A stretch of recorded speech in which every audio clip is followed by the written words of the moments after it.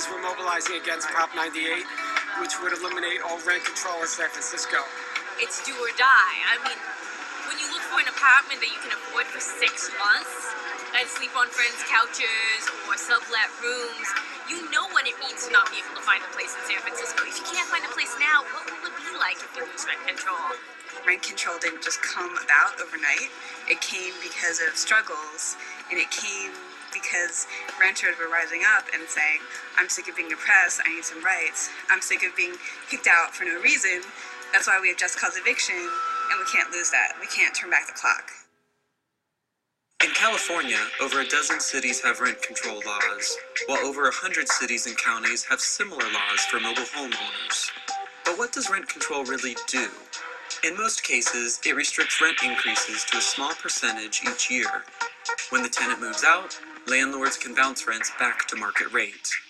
Whether such regulation is ultimately good, and whom it benefits, is up for debate and at the heart of 2 competing propositions in an upcoming special state election. Both Proposition 98 and 99 are about reeling in eminent domain laws, but only 98 would also eliminate rent control in all of California.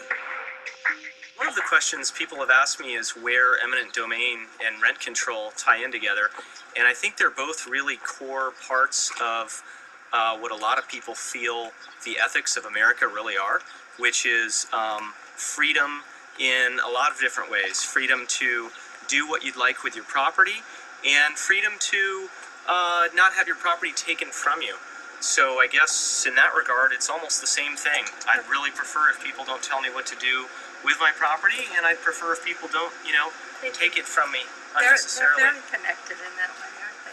So we bought the building and lived in it, and we've been keeping it up, and it's a lot of work, but we really want to help affordable housing, but having dealt with the rent board for many years, we feel that it's a broken system. What is an inordinate burden to me is continuing to help people who make, for example, $100,000+ salaries per year and yet live in a rent-controlled apartment. On the whole, I suspect that the number of people who actually need it, if they were given that help, it would amount to less of a subsidy than what's happening right now under rent control. I arrived here September of 1977, so almost 31 years. And my rent is still under $400. Actually, it's $374.59. I think the market rate, if I were to come in now, would start at $1,003 or $1,350 at least. In fact, what I make with the Social Security and pension plan would not pay the market rent. So I just wouldn't eat. That type of information is out there scaring people into thinking that they're going to be kicked out of their homes onto the street when in reality their rights don't change. If 98 passes, those currently under rent control would be grandfathered in. But once they move out, rent increases for that and all future vacancies would remain unregulated. Opponents of 98 claim that the proposition weakens renter protections, while giving landlords greater economic incentive to push tenants out who are currently under rent control.